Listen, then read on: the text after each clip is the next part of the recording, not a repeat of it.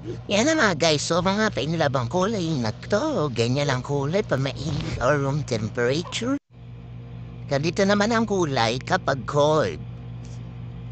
Kapag naman ang nasa labas ka at napunta ka sa room na may aircon, nagiging ombre siya. Sobrang ganda.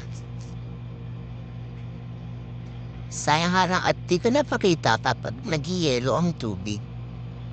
Dahil meron po siyang tatlong kulay.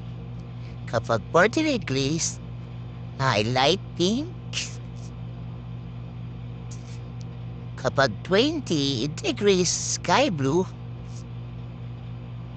At kapag naman sobrang lamig, yung parang nagyayelo, yan, violet ang kinalalabasan. So sa susunod na video natin ay ipapakita ko sa inyo kung anong kulay niya kapag sobrang lamig.